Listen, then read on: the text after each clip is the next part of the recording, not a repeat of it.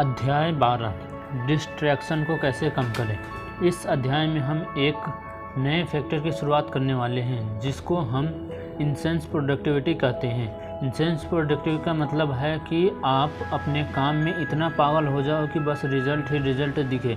कई बार ऐसा होता है कि हम पागलों की तरह काम करते हैं, ढेर सारी मेहनत करते हैं, लेकिन हमारी प्रोडक्टिविटी नहीं दिखती या जितने रिज़ल्ट की हम उम्मीद करते हैं उतना नहीं मिलता।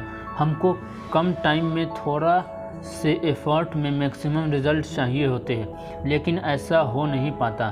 तो हमें इंसेंस प्रोडक्टिविटी के लिए सबसे पहले अपने आप के डिस्ट्रैक्शन कम करने पड़ेंगे। हमारे आसपास बहुत सारी बातें ऐसी होती है जो हमारा ध्यान भटकाती है, तो हमें उन्हें कम करना है। एक लेटेस्ट रिसर्च के अनुसार अगर हमें किसी चीज़ पर फोकस करने के लिए 30 मिनट लगते हैं, लेकिन ध्यान भटकाने के लिए सिर्फ 3 मिनट लगते हैं। हमारी फोकस करने की जो एबिलिटी या यूँ कहें कि क्षमता बहुत ही वीक होती है। हम अपने किसी भी काम के ऊपर 3 मिनट से ज़्यादा फोकस नहीं कर सकते। हम अपना ध्यान भटका लेते हैं, फिर चाहे हम किसी से बात करने लग जाते हैं या फिर अपने फ़ोन्स के नोटिफिकेशन चेक करने लग जाते हैं। तो अगर आपको अपने जीवन में सफल होना है और आगे बढ़ना है तो अपने पास के डिस्ट्रैक्शन को कम करना होगा। लेकिन अब सवाल ये है कि कैसे करेंगे। तो इसके लिए आप नीचे लिखे हुए स्टेप्स या कुछ टिप्स फॉलो कर सकते हैं। पहला, सोशल मीडिया। आजकल हम सभी अपना ज़्यादातर समय सोशल मीडिया पर स्पेंड करते हैं और व्हाट्सअप नोटिफिकेशन तो सबके फ़ोन में ऑन रहते हैं और आते ही रहते हैं। हम हमेशा अपना फ़ोन चेक करते रहते हैं कि किसने हमें मैसेज किया। हर 3 मिनट में हमारा हाथ हमारे फ़ोन पर जाता है और हम नोटिफिकेशन को चेक करते हैं। हमारा माइंड खुद ही डिस्ट्रैक्ट होने लगता है। जब हमारे माइंड को किसी चीज़ पर फोकस करने हैं तो उसको उसके ऊपर स्ट्रेस पड़ता है और हमें ये पसंद नहीं होता। ये वो चीज़ देखना चाहता है जो हमें भटकाती या डिस्ट्रैक्ट करती है। किसी के दिमाग को ड्रग्स से भी ज़्यादा बुरी असर डिस्ट्रैक्शन से पड़ती है। तो अब इससे कैसे निपटें? इसके लिए आप उन लोगों के नंबर्स या चैट्स म्यूट कर सकते हैं जो आपको सबसे ज़्यादा मैसेज या नोटिफिकेशन भेजते हैं। जब आप कुछ काम करने जा रहे हैं तो जिससे फोकस की ज़रूरत है तो अपने फ़ोन की सेटिंग में जाकर सभी नोटिफिकेशन म्यूट कर दें। अपने आप को बार बार याद दिलाते रहे कि आपको फ़ोन नहीं टच करना। ऐसा आप सभी सोशल मीडिया के लिए करें। कई बार तो ऐसा भी होता है कि आप बिना नोटिफिकेशन के भी अपना फ़ोन चेक करने लगते हैं और बिना किसी कारण स्क्रॉल करते रहते हैं, और ऐसा दिन में कई बार होता है। तो इस बात पर अपना नियंत्रण रखें और ना होने दें। अगर आप ऐसा करते हैं तो आपका ध्यान नहीं भटकेगा और आप वो कर पाएंगे जो आपके लिए फ़ोन से भी ज़्यादा ज़रूरी है। क्या आपको खेलना पसंद है? मैं यहाँ कैंडी फ्रेश की बात नहीं कर रहा हूँ, बल्कि आउट ऑफ डोर स्पोर्ट की बात कर रहा हूँ। ऐसा करने से आप फिजिकली फिट और एक्टिव रहेंगे। वहीं वर्चुअल गेमिंग की वजह से हम अपनी लाइफ से दूर जा रहे हैं। अगर हम YouTube की बात करें तो कई बार हम फालतू के चैनल सब्सक्राइब कर लेते हैं और देखते रहते हैं जिसका कोई मतलब या फ़ायदा नहीं होता। अगर एवरेज देखें तो एक आदमी जब एक बार YouTube ऑन करता है तो वो 45 मिनट तो स्पेंड करता ही है। और YouTube पर आप जिस तरह की वीडियो देखते हैं आपको वैसे ही रिकमेंडेशन भी मिलती है। तो आपको इस डिस्ट्रैक्शन से बाहर आना है। सिर्फ आपको गाइड कर सकता हूँ, डिसीजन तो आपको लेना है। मैं यह नहीं कहता कि सोशल मीडिया बुरा है, लेकिन आप उसको पोस्ट करने के लिए इस्तेमाल करें, ना कि ब्राउज करने के लिए। मैं एक बार YouTube के एक इवेंट पर गया जहां मुझे कई सारे लोग मिले। वहां मैं इस इंसान को नहीं पहचान पाया और उनके चैनल के 2 मिलियन सब्सक्राइबर थे। मैं उनको इसलिए नहीं पहचाना क्योंकि मैंने उनकी वीडियो नहीं देखी थी।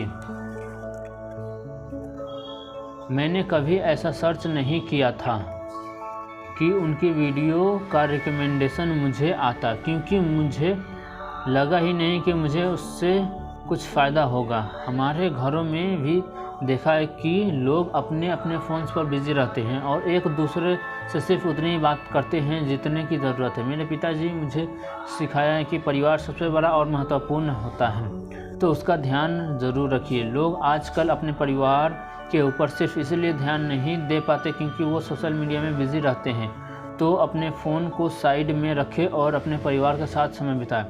दूसरा, टेलीविज़न में मेरी मम्मी हाउसवाइफ और घर पे रहती है। वो अपना टाइम पास करने के लिए टीवी पर सास बहू वाले शो देखती है, लेकिन जब मैं घर पे होता हूँ तो मैं टीवी बंद कर देता हूँ और उन्हें भी नहीं देखने देता, क्योंकि मैं नहीं चाहता कि मेरे अंदर कोई नेगेटिविटी आए। एक इंसान के तौर पर हम उन चीज़ों से जल्दी इन्फ्लुएंस हो जाते हैं। आपने भी शायद देखा होगा कि जब सड़क पर कोई एक्सीडेंट होता है तो वहाँ भीड़ इकट्ठी हो जाती है। वो इसलिए नहीं कि उनको उस आदमी की मदद करनी है, बल्कि इसलिए क्योंकि उनको उसमें से कुछ मसाला या यूँ कहें कि नेगेटिविटी चाहिए होता है। कई बार किसी के घर से तेज़ आवाज़ें आती है तो हम अपने कान लगाने की कोशिश करते हैं कि क्या बात है। दूसरों की बुराई हमें अच्छी लगती है, जो कि बहुत गलत बात है। अगर कहीं जा रहा हूँ तो मैं सिर्फ अच्छी चीज़ें देखने पर विश्वास करूँगा और ये पॉजिटिव है जो मेरे माइंड और बॉडी दोनों के लिए रिफ्रेश्ड करेगी। जैसे एक बार मैं शाम को बाहर गया था और मुझे सूरज डूबता हुआ दिख रहा था। मैं थोड़ी देर वहाँ रुका और वो नज़ारा देखने लगा, लेकिन लोग ऐसा नहीं करते। पता है क्यों? क्योंकि उनको सिर्फ निगेटिविटी देखनी होती है। हम टीवी पर अगर न्यूज़ भी देख ले तो कोई नॉलेज नहीं मिलती, बल्कि फालतू की ही चीज़ें माइंड में आती है। अगर आप ये सोचते हैं कि पूरे दिन के काम के बाद आप टीवी देखकर अपना माइंड रिलैक्स कर रहे हैं तो आप गलत है। लेकिन आप टीवी पर कोई पिक्चर्स या कुछ और देख सकते हैं जहां से आपको कुछ सीखने को मिले। मैं यह नहीं कह रहा हूं कि टीवी ना देखे, बल्कि यह कह रहा हूं कि जो भी देखे सिलेक्टेड देखे। मैं यहाँ सिर्फ कुछ लोगों की बात कर रहा हूँ जो मेरी बातें सुनेंगे और उन पर ध्यान देंगे। अगर आप लोगों ने मेरी बातों पर ध्यान दिया तो आपको भी सफल होने से कोई नहीं रोक सकता। दोस्तों और परिवार, तो आप बताइए कि आप कैसे लोगों की संगति में हैं? क्या आपके अंदर कोई बुरी आदतें हैं? और अगर मेरे स्कूल फ्रेंड्स की बात करूँ तो वो मेरे फ्रेंड्स नहीं हैं, बल्कि मेरे पुराने क्लासमेट्स हैं, क्योंकि मैं उस तरह से नहीं सोचता या लाइफ को वैसे नहीं देखता जैसे वो देखते हैं। अगर मैं कॉलेज फ्रेंड की बात करूँ तो वो 1 या 2 लोग ही मेरे फ्रेंड्स हैं जो मेरे भी फ्रेंड्स हैं। वो मुझसे बड़े हैं और अपने लाइफ में कुछ ना कुछ कर रहे हैं। मेरे सभी फ्रेंड्स अच्छे होने के लिए और फ्रेंडशिप करते हुए मैं इस चीज़ का पूरा ध्यान रखता हूँ। तो अब आपके दिमाग में ये आ सकता है कि क्या मैं अपने दोस्तों से दूर हो जाऊं? तो ऐसा मत कीजिए। थोड़ा सा समय दीजिए और वो खुद ही आपसे दूर चले जाएंगे। मेरा यकीन मानिए कि जैसा मैं कहता हूं, अगर आप वैसा ही करते हैं तो जितने भी नेगेटिव लोग हैं आपके आसपास, वो सब आपसे दूर चले जाएंगे। आपके साथ सिर्फ वो लोग रुकेंगे जो आप जैसे सोचते हैं। जितने भी लोग आप अपनी लाइफ में सक्सेसफुल होते हैं उनकी फ्रेंड लिस्ट छोटी होती है, लेकिन उनके साथ जो लोग भी होते हैं वो उनकी सक्सेस में उनकी मदद करते हैं। आपके लाइफ में अफेक्ट के अलावा आपके पेरेंट्स के अलावा आपके फ्रेंड्स का भी पार्टिसिपेंट होता है। एक कहावत भी है कि पैर की चोटी और छोटी सोच इंसान को कभी आगे नहीं बढ़ने देती। आपको आपके आसपास के लोगों को थॉट प्रोसेस को भी समझना है। मेरे पिताजी को पहले मुझ पे और मेरी सोच पर भरोसा नहीं था, लेकिन जब वो आज मुझे देखते हैं तो मुझ पर गर्व करते हैं। आज आप ही हैं आप ही है जो अपने परिवार का नाम रोशन करते हैं। सिर्फ दोस्तों ही नहीं बल्कि आपको अपने उन फैमिली मेम्बर्स या रिलेटिव से भी दूर जाना पड़ेगा जिनकी सोच आपसे नहीं मिलती। एक बिजनेसमैन ने मुझे एक बार कहा था कि अगर मुझे मेरे काम में फ़ायदा नहीं हो रहा और फिर भी लोग कह रहे हैं कि तुम काम करो तो समझ जाना कि कहीं ना कहीं तो प्रॉफिट है, क्योंकि अगर प्रॉफिट नहीं तो लॉस ही होगा। फोर्थ, ओकेज़न या अवसर। आपके पास कई फैमिली फंक्शन, पार्टी या ओकेज़न के इवेंट्स आते होंगे, लेकिन आप उन्हें तभी अटेंड करें अगर ये आपके बिना नहीं हो सकते। अगर आपका जाना एक फॉर्मेलिटी है तो न जाए।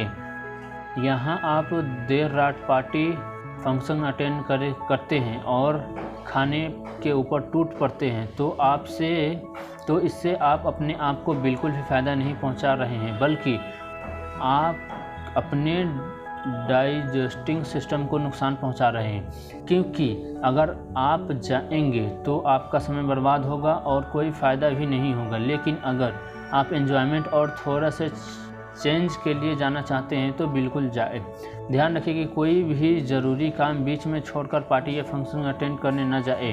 कई बार ऐसा भी बोलते हैं कि दूसरे के यहाँ नहीं जाओगे तो तुम्हारे यहाँ कोई नहीं आएगा, तो बोलने दो, क्योंकि आपने अगर वो चीज़ हासिल कर ली जो आपको चाहिए थी तो लोग अपने आप आपके पास आएंगे। तो आपका समय इम्पोर्टेंट है, इसीलिए उनकी वैल्यू करें और यहाँ ज़रूर वहीं इन्वेस्ट करें। अगर आप किसी पार्टी या फंक्शन में नहीं जाएंगे तो मेरा यकीन मानिए कि उसमें से 99% लोगों को फ़र्क नहीं पड़ता और यहाँ जाने से आपको कोई फ़ायदा नहीं पहुँचता। इस चैप्टर में मैंने जो भी आपको बताया, अगर आपने वो फॉलो कर लिया तो आपके पास बहुत सारा खाली समय होगा। आपको प्रोडक्टिव रहना है, ना कि बिज़ी। तो अपने समय का ऐसे सदुपयोग करें जैसे आप अपना समय बचा पाए और उन सभी को दे पाए जिनको वास्तव में इनकी ज़रूरत है। ऐसा करने से आप सफल होने से कोई नहीं रोक सकता। वर्कशीट, अपने फ़ोन के सभी नोटिफिकेशन बंद कर दें। दूसरा, अपने सोशल मीडिया अकाउंट्स पर जो भी ग्रुप्स है या डिस्टर्बिंग लोग हैं उन सभी को ब्लॉक्स कर दे या म्यूट कर दे। तीसरा,